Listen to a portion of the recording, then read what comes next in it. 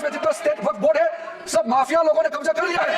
ये बहुत लोगों कह रहे हैं आज सदन में सरकार को, अपनी इज्जत को, अपने मुल्क की, अपनी शान को, अपने संविधान को खुद अपने पैरों तले रौंद रहे हैं। और वक़्फ़ एक मुसलमानों का मजहबी अमल है, एक मजहबी फरीजा है, इससे उनको महरूम कॉन्स्टिट्यूशन के जरिए से भी कोई ताकत नहीं कर सकती। सर, ये हम बहुत बड़ी गलती करने जा रहे हैं। दोस्तों, आज हम बात करने वाले हैं एक इम्पोर्टेंट लीगल अमेंडमेंट के बारे में जो इन दिनों काफी चर्चित है, वक्फ बोर्ड अमेंडमेंट एक्ट। यह एक ऐसी संस्था है जो मुसलमान समाज की धार्मिक और सामाजिक भलाई के लिए काम करती है।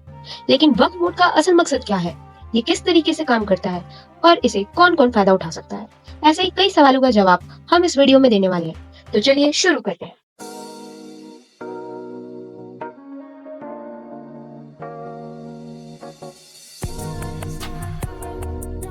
वक्फ एक अरेबिक शब्द है जिसका मतलब होता है समर्पित करना या त्याग करना।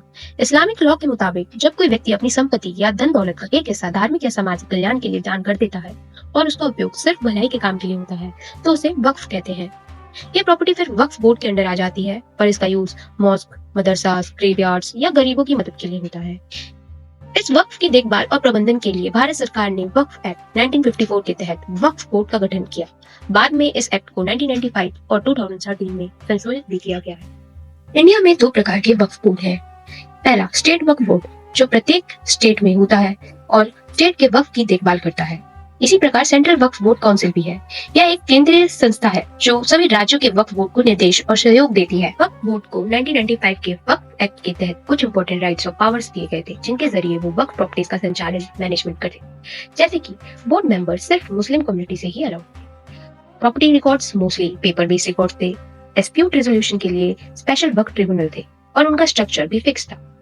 वक्फ डेफिनेशन में हम कह सकते हैं कि if waqf once created it is irrevocable, मतलब कुछ भी चेंज नहीं हो सकता। कम्युनिटी रिप्रेजेंटेशन एक ही बोर्ड पर सेक्ट मैनेज करते थे, जैसे कि Shia Sunni Muslims. Women participation nil था क्योंकि रिप्रेजेंटेशन ही मैंडेटरी नहीं थी। प्रॉपर्टी इंक्रोचमेंट के केसेस में वोट एक्शन तो ले सकता था लेकिन प्रोसेस बहुत स्लो था।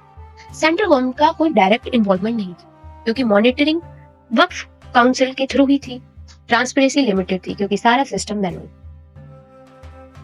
वक्फ बोर्ड काफी विवादित रहा है। इसके सोशल, लीगल और पॉलिटिकल एंगल्स हैं।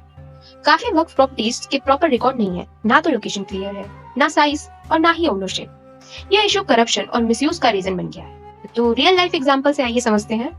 जैसे कि कर्नाटका वक्फ बोर्ड के रिकॉर्ड्स के मुताबिक बेंगलुरु के शिवाजी नगर और आसपास के एरिया में 1000+ एकड़ लैंड वक्फ प्रॉपर्टी के रूप में लिस्टेड थी, लेकिन कई जगहों पर यह land private builders, political leaders और इंस्टीट्यूशंस के नाम पर चली गई। ऐसा ही एक और एग्जांपल हम तमिलनाडु का देखते हैं, जहां एक हिंदू फैमिली मल्टी एकड़ लैंड का डिकेड से मालिक थी। फैमिली के पास proper land title deed, registry documents और म्यूटेशन रिकॉर्ड्स भी थे। पर 2023 में उन्हें तमिलनाडु वक्फ बोर्ड का एक नोटिस मिला जिसमें कहा गया कि उनकी प्रॉपर्टी वक्फ प्रॉपर्टी। ऐसे ही कई केसेस ने नेशनल लेवल पर अटेंशन ग्रैब किया। ट्रेडिशनली वक्फ प्रॉपर्टी वर्बली डोनेट की जाती थी, इसलिए इनका कोई रिकॉर्ड नहीं है। तो लोगों ने कंसर्न उठाया कि अगर वक्फ बोर्ड किसी भी लैंड को वक्फ डिक्लेयर करके कब्जे की कोशिश करे तो आम आदमी का फेथ सिस्टम पे टूट जाएगा। इन्हीं सब इश्यूज को रिजॉल्व करने के लिए वक्फ अमेंडमेंट बिल 2024, जिसका नया नाम उम्मीद है, जो unified Waqf management, empowerment, efficiency and development का शॉर्ट फॉर्म है। इसको हमारे माइनॉरिटी अफेयर्स मिनिस्टर मिस्टर किरण रिजिजू द्वारा 8 अगस्त 2024 को लोकसभा में इंट्रोड्यूस किया। वक्फ बोर्ड के बारे में कई लोगों ने जिक्र किया है, लेकिन प्राइवेटली इसमें भी कई ऐसा नेता है जो मुझे आके कहा है कि देश में जितना स्टेट वक्फ बोर्ड है सब माफिया लोगों ने कब्जा कर लिया है। ये बहुत लोग कह रहे हैं, आज सदन में नहीं कह रहे हैं, सदन में अपना अपना पार्टी का दबाव। और आपको ये जान के पता नहीं कैसा लगेगा, ये बिल 2 अप्रैल को लोकसभा से और 3 अप्रैल को राज्यसभा से भी पास हो चुका है। सरकार क्या बड़े बदलाव लाना चाह रही है इस बिल के तहत? पहली बार सेंटर और स्टेट वक्फ बोर्ड में नॉन मुस्लिम मेंबर्स को इंक्लूड करने का प्रपोजल दिया गया है ताकि ज्यादा ट्रांसपेरेंसी हो। सरकार को ओनरशिप डिसाइड करने का पावर मिलेगा। अगर किसी वक्फ प्रॉपर्टी का ओनरशिप डिस्प्यूटेड है तो गवर्नमेंट डिसाइड करेगी कि इसका असली मालिक कौन है। और 1923 के मुसलमान वक्फ एक्ट को हटाकर सारे वक्फ रिलेटेड कानून को एक ही एक्ट के अंदर लाया जाएगा। बोर्ड ऑफ मुस्लिम्स में एटलीस्ट 2 वुमेन पार्टिसिपेशन मैंडेटरी कर दी गई है। तो मुस्लिम ऑर्गेनाइजेशंस क्यों प्रोटेस्ट कर रही हैं? बोला गया है कि ये बिल उनके रिलीजियस राइट पर अटैक है। प्रॉपर्टी सिर्फ मुस्लिम्स मैनेज करते आए हैं और नॉन मुस्लिम इंक्लूजन को उन्होंने अनफेयर माना। लोगों को डर है कि जिनकी वक्फ प्रॉपर्टी के प्रॉपर डॉक्यूमेंट्स नहीं है, उनकी प्रॉपर्टी सरकार सीज कर लेगी। अपोजिशन का कहना है कि ये एक पॉलिटिकल मूव है ताकि मुस्लिम एसेट्स पर कंट्रोल बनाया जा सके। तो सरकार का क्या कहना है? सरकार कह रही है इस बिल को लाने का उद्देश्य वक्फ प्रॉपर्टीज का प्रबंधन में सुधार लाना, ट्रांसपेरेंसी बढ़ाना और टेक्नोलॉजी ड्रिवन मैनेजमेंट को प्रोत्साहित करना है। सरकार कह रही है कि यह बिल करप्शन कम करेगा, बेटर प्रॉपर्टी मैनेज करेगा और वक्फ एसेट्स का सही यूज इंश्योर करेगा।